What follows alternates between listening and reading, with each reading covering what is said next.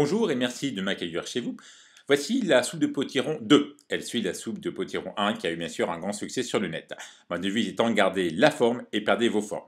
Je voulais vous parler aujourd'hui d'un légume très intéressant qui est le potiron. Le potiron qui est riche en histoire, aussi bien sur les géants que l'on voit en haut à droite que sur les objets de décoration qui sont les coloquintes, ainsi que la fameuse citrouille qui va orner les tables au moment d'Halloween. Eh bien, plein de chiffres vont orner le potiron, mais pour être simple, je vais vous rappeler tout d'abord les bénéfices de ce végétal, qui d'ailleurs est très peu cher. C'est surtout sa richesse en pigments appelés caroténoïdes, qui donne au potiron la couleur rouge, ainsi qu'à la courge, ainsi aussi qu'à la carotte en moindre quantité.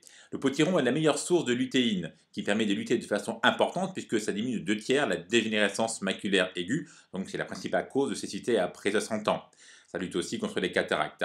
En plus de la lutéine, on a des alpha-carotènes, bêta-carotènes, des fibres, du potassium, riboflavine, de la vitamine C, du fer. Bref, pour être simple, on va dire qu'une tasse de potiron cuit a à peu près 49 kcal et 2,5 g de fibres, pas de gras et surtout 142% des besoins en bêta-carotène. Et encore quelques chiffres après, je vous laisse tranquille sur le potiron. 100 g de potiron, c'est 20 kcal, ça donne 50 mg de magnésium, 135 de calcium, 3 mg de fer. Et si on voit les équivalents par rapport au chocolat, on remarque que les chiffres sont assez importants. Donc le potiron est un élément très intéressant. Eh bien, pour faire ma soupe de potiron, on va acheter sur le marché 2 petits morceaux de potiron pour au moins 5-6 personnes pour ces volumes-là, quelques carottes, de préférence bio, et une boîte de conserve de châtaigne. Vous allez tout d'abord mettre le potiron entier tel qu'il est, après l'avoir rincé bien entendu, dans votre cuve vapeur, en faisant bien attention d'enlever un palier pour avoir le volume complet à l'intérieur. Ça permet de le cuire et ne pas avoir la corvée du nettoyage très compliqué. Pendant ce temps, on va enlever à l'économe la peau de quelques carottes, que l'on va ensuite couper en tranches fines et les déposer au moment de la cuisson dans votre appareil vapeur. Ça cuit lentement. Comment savoir si tout est cuit? Eh bien, dès que vous pouvez tremper un couteau dans la chair du potiron, que ceci est très tendre, le potiron est cuit, les carottes aussi. Bon, une fois que c'est fait, il ne vous reste plus qu'à enlever à la cuillère la chair du potiron, afin de le déposer dans un bocal. C'est très rapide. Pendant ce temps, mettez les châtaignes à réchauffer à l'appareil vapeur, bien entendu.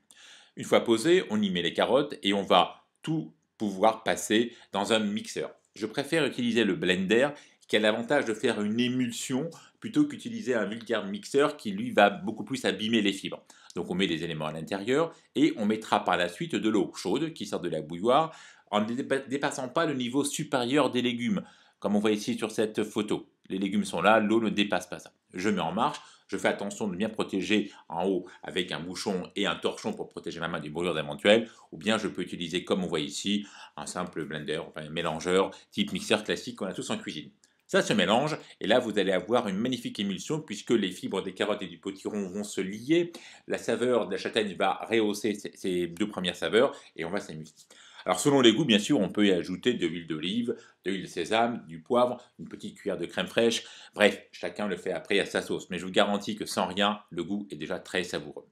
Voilà, ma soupe est finie, il n'y a plus qu'à les mettre dans des mugs. Pourquoi? Parce que d'abord, ils encombrent le placard. Et deuxièmement, vous pourrez les consommer tels quels, ou bien, de façon très intéressante, les congeler. Tout simplement dans votre espace de congélation. Il faut bien moins de 30 degrés, donc un vrai congélateur, pour pouvoir les consommer dans les jours et les semaines qui suivent. Voilà, donc la soupe de potiron est finie, j'espère que vous avez appris de belles choses. En tout cas, n'hésitez pas, c'est un légume de très bonne qualité nutritive, très économique, et sa vertu, qui est aussi sa couleur orange, vous permet d'avoir de bénéfices très importants. Je vous souhaite une bonne journée et à très bientôt pour un autre diaporama. Chaque semaine, vous trouverez sur mon site la minute du docage sur laquelle une nouvelle recette va apparaître. À bientôt et merci.